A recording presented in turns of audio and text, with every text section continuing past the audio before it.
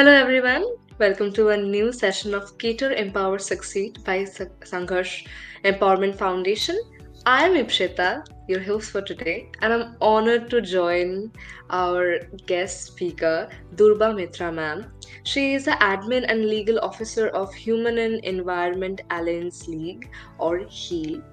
She and her team are working relentlessly to protect the environment, the habitats of various species, and especially the human wildlife relationship. Thank you for joining today, ma'am. Thank you so much for having me. Okay, so before we start, I think the audience would love to hear about your organization and the mission and vision in your own words. Sure, thank you. What an honor. HEAL, like you said, Human Environment Alliance League, was formed in 2017 by young individuals, much like yourself, to address critical conservation challenges. And these are all young individuals from Kolkata, like yourselves, who came together and formed this organization to fight critical conservation challenges. And as we know, the country we live in is one of the most biologically diverse countries in the world. Only about, I think, 2% of the world's land area, but home to around 7 to 8% of all known species. Essentially, a country where all sorts of human beings and animals come together and coexist. So it also happens to be one of the most populous countries with like the number of people in the world. And hence, but the resources continue to be limited. So there is this fight for existence with the same limited number of resources. This brings forth a number of challenges, and life sustaining ecosystems are losing their integrity for commercial profits, and conservation problems often don't have a straightforward answer. Hence, we have to take a multi pronged approach for these problems. HEAL works in three main focus areas. One of them would be the human wildlife conflict that you mentioned, the human and wildlife relationships. There again, there's this fight for limited resources, and that arise from again a limited size and limited resources. And then there's habitat protection. So what do we mean by habitats? These are homes to these wild animals. Again, limited land, and then there's this fight when very different beings strive for the same amount of resources. And then there are these vital landscapes which are home to these wild animals, and they are so important for both humans as well as these animals. Then there's species conservation. There are these endangered species that continue to share this space with us, and we humans, it's high time we need to understand that it's not just us who call this place home, it's them as well. Yeah, ma'am, like you mentioned in the last segment about the endangered species, that brings me to my next question. Um, what is the scenario of endangered species in India, especially when illegal poaching and illegal hunting is still taking place? What is the scenario of it? Hmm. So, this can be looked at in, I think, two parts. So, there on one hand is a more charismatic species, the tigers, the one-horned rhinoceros, the elephants, the majestic animals that more or less have come to represent the country in a way. And we have worked for a really long time in our conservation efforts and have succeeded somewhat in the sense that the tiger populations since Project Tiger in the 1970s have increased 3 times. And for other species like the one horned rhino and the elephants, their population has also seen, I think, a steady growth. But there, like I said, there still persists the human elephant conflict and the retaliatory deaths and the sense of unease on both sides. most importantly, I think it is important to mention 90% of wildlife exists outside protected areas. Like, what I mean by protected areas, national parks, wildlife sanctuaries, designated areas that have been given legal protection for this wildlife. 90% of wildlife exists outside these areas. So it becomes very important for human beings to have a tolerant attitude towards these homes that both of us share. um, but as the human population is growing, there is more encroachments on our part. With growing populations, there are more roads, more railways, more agricultural fields, so we are eating into their homes, and they are losing their homes, their food. And driven to almost a desperation, we see elephants moving into villages, moving into paddy fields, raiding agricultural crop, and the farmers facing losses. This is about the more charismatic species. Now, if you talk about endangered species which are not as charismatic, which not a lot of us who don't work in these fields are aware of, the presence of the grey Indian wolves of Bengal, the striped hyenas, the fishing cats, which are not maybe face of many conservation movements which are mainstream, but they are equally important for these ecosystems. The fishing cat, which is the apex predator of wetlands, continue to face serious threats of habitat loss, that is, their homes. The wetlands are being filled up. The wetlands, not maybe as charismatic as forests when it comes to it, but they are like really good carbon sinks, but are disappearing at 3 times the rate of forests, which is really sad. And the grasslands are still regarded as wastelands. These grasslands are home to the wolves of Bengal, and these animals are hence rendered homeless and without food, on top of habitat destruction. And then there's the human wildlife conflict, like I said, which is on the rise. And yeah, so for example, to put into perspective, imagine a farmer, right? And then, so you when you bring into equation the current climate crisis, it just becomes even worse. So, say a farmer who is already facing erratic rain or the lack thereof, and is losing crops, and whatever little amount he has left, he has some hungry elephant coming into his field and raiding these crops. Now, it's easier for us to sit at the comfort of our homes and say these elephants are important for the ecosystem, but for that person, that is his bread. So when he's losing out on his crops, he won't be as empathetic as us. To him, it is a disaster. He'll be upset, he'll be devastated, and this often leads to really harmful repercussions and retaliatory actions on our part, as in on part of the humans, and hence the cycle continues, I guess.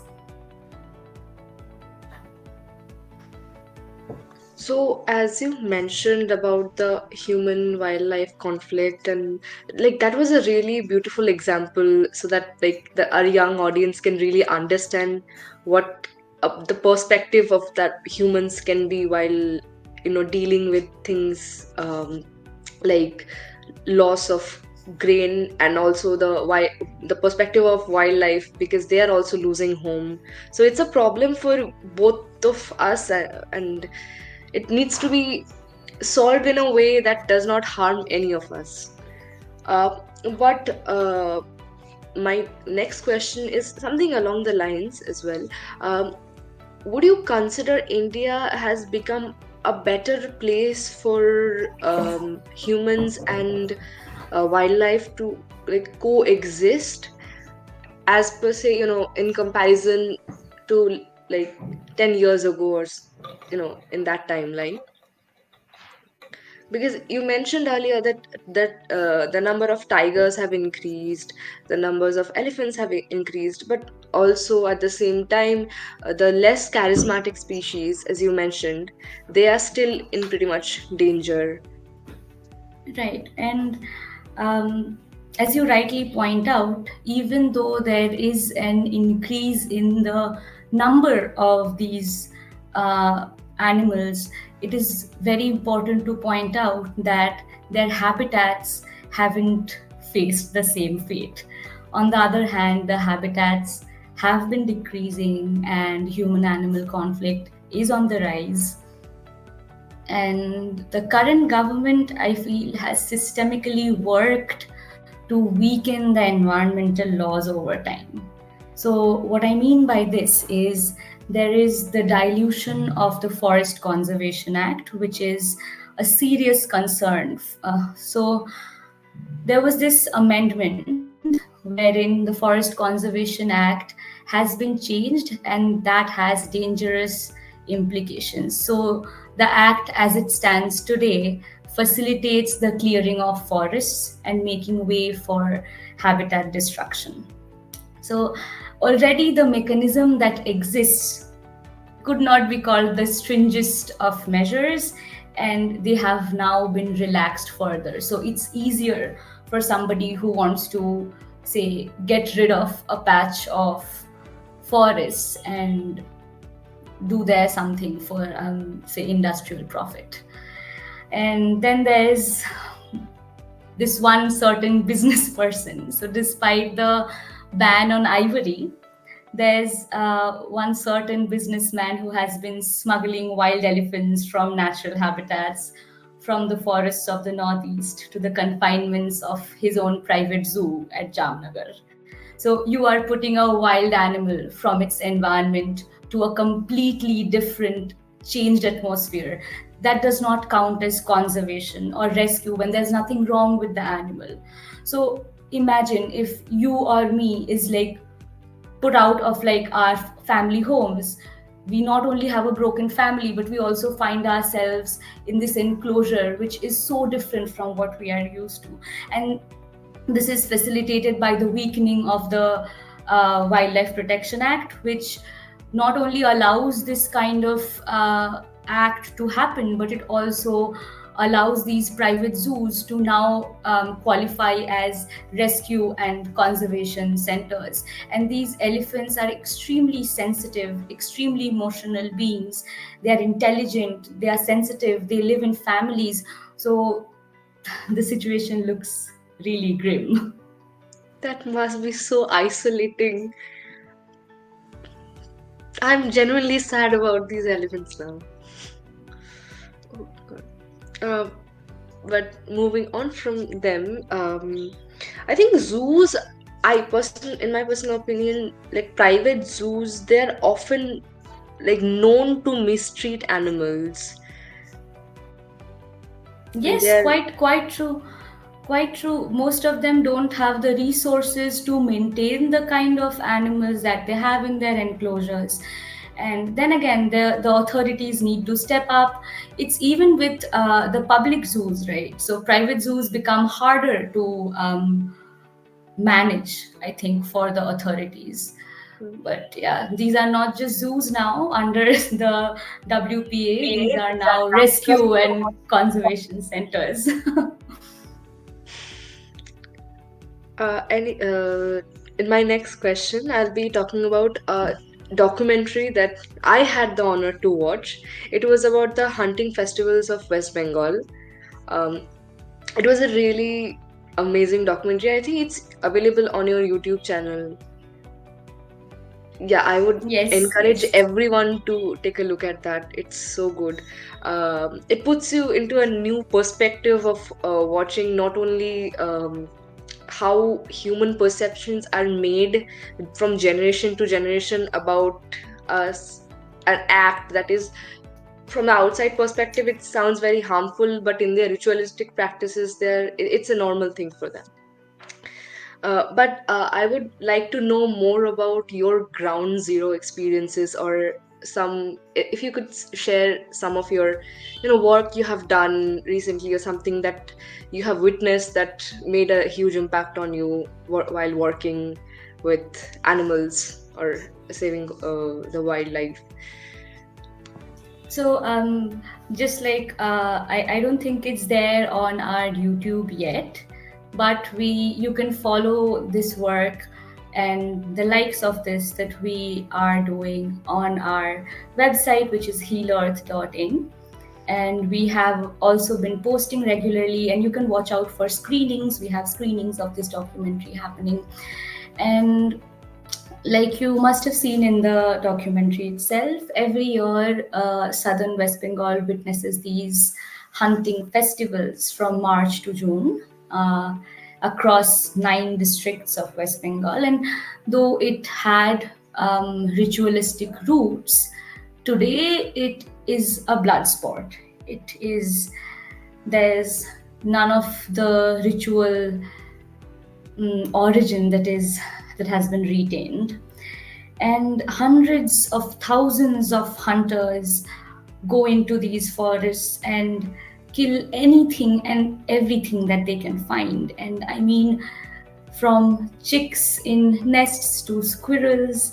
And in fact, if you've seen in the documentary, in 2018, a tiger, which is a native to the Sundarbans in Bengal, which was walking the forests of South Bengal, essentially returning to this landscape after 100 years or so, was welcomed like this. It was having its With meal violence. with violence and death. Ultimately, it was having its meal. It had not killed a person. This was not a retaliation or a defense, and there was nothing ritualistic about it. It was just for entertainment. Let that sink in. That is one of the saddest things I think I have personally come across. And I just want to again clarify that all hunting is illegal, even as per the Forest Rights Act. So, Forest Rights Act is the law in India that gives certain rights to the indigenous people who live and depend on these habitats in these forests.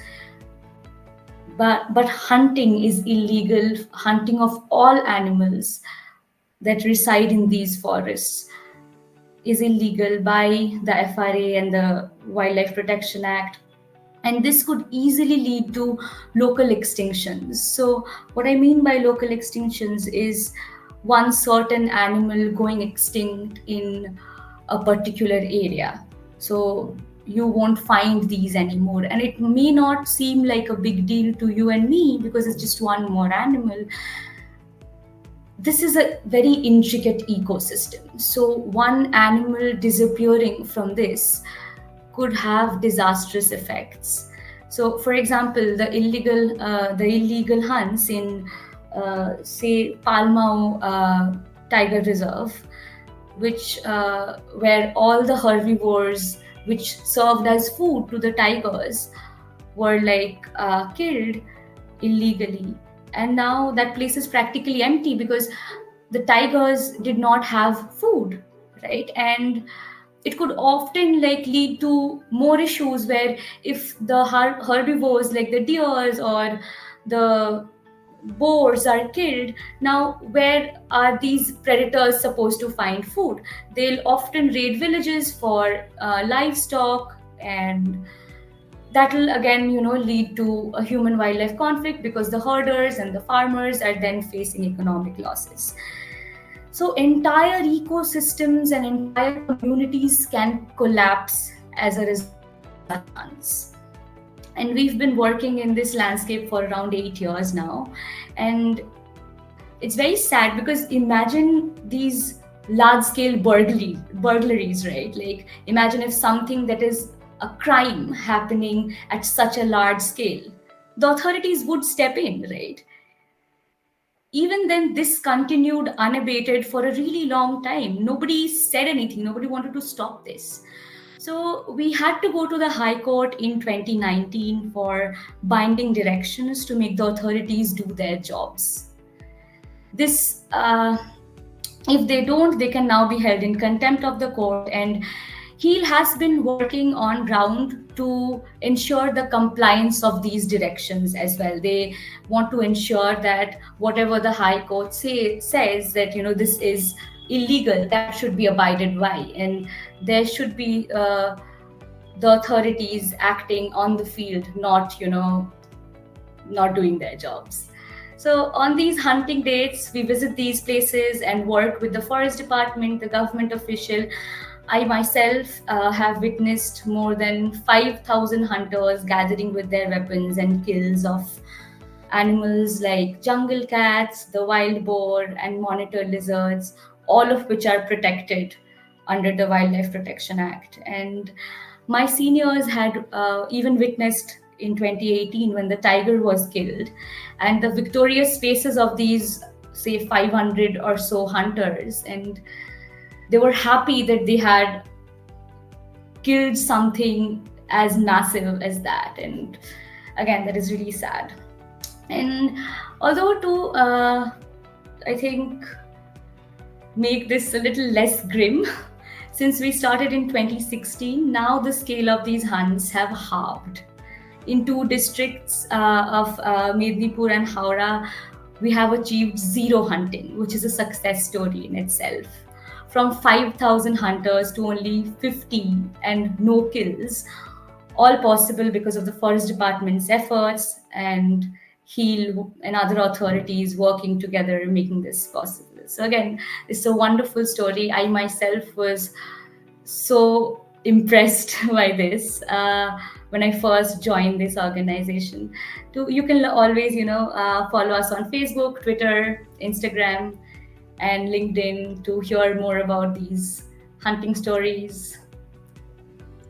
I did not want to interrupt you in the middle, but I'm so happy that the huntings have stopped, because although I have not witnessed hunting in front of my own eyes, but I can see the results of it, because like I come from, when my ancestral home is in Kulti, right? It's in Paschim Bardhaman.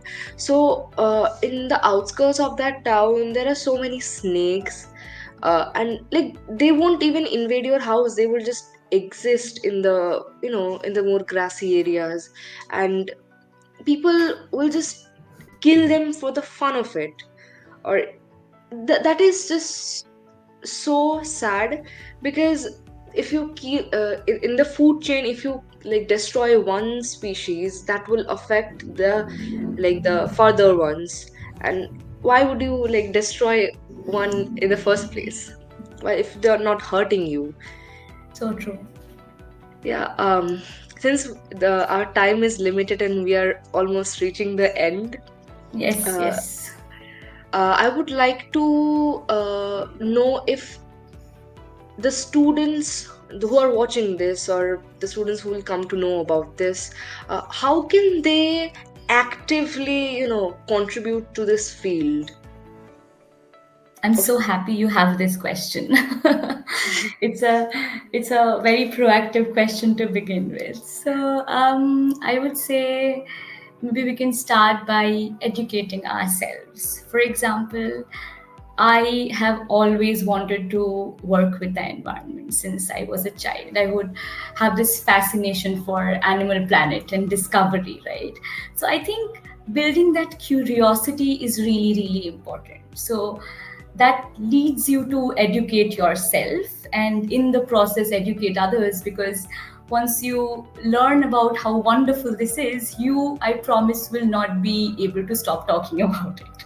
So your friends would get to know, and then your family would get to know. And I think awareness serves as a really, really important part.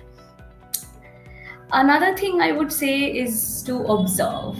So we are so engrossed in our phones or in the digital world that we rarely take a moment to look up. And once we do, we see such amazing birds and insects and lizards and all sorts of things around us that you automatically have this gratefulness, this respect for just being able to exist among such a huge variety of life. And then you have no other choice but to fall in love with it. The variety of life and life itself. I would urge students to visit the East Kolkata wetlands or places like Shatragachi Jheel or even Sarovar for that matter in the city, which are like these hubs of such a variety of wildlife and just life in general. And they are so close to us as well. Like, it's not like, it's really far away from our homes. We are surrounded by wildlife. Then I think would be, now that you have this love, you will want to protect this. So I think love is the driving force of all action. So once you have that, you would want to like take action, because you wouldn't want something that you love to like suffer. So if a wetland is being filled up, you now know that it is not just a wasteland, it's a home to so many animals. You would want to do something about it. If you see a tree being felled, you know that there are nests where you see all these wonderful birds living there. You would want to do something about it. You see garbage being dumped on fields, you would know that these fields may be home to a lot of animals and birds and insects, and this is essentially their home that is getting ruined. So you would want to reach out to authorities or write to people like us, where we can come up with solutions together. And like I always urge all students to become a member through the link on our website or by writing to us. And at Heal, we believe everyone can be a change maker. I didn't know I could do this. I could work to protect habitats and make a difference. And if I can do it, I'm pretty sure all of us can. So The sentence you just said, love is the driving force of all actions. I think that was the gist of the whole interview. That if we love nature, we would want to protect it. exactly, There is yes. absolutely no reason not to fall in love with nature. Thank you, ma'am. Thank you so So much. our session will be ending right now, and it was truly a pleasure. I don't know if you can understand from my voice and my expression, but it was truly a pleasure to have you here. And I assure you, everyone who's watching this will want to make a change. And I hope everyone takes a step towards making this earth a better place for us and every creature and every plant that is existing alongside us. And I hope he'll also contributes to this journey till the day we find a complete harmony between all of us together. Yes, Thank you. sure. Thank you so much for having me. Thank you. Thank you.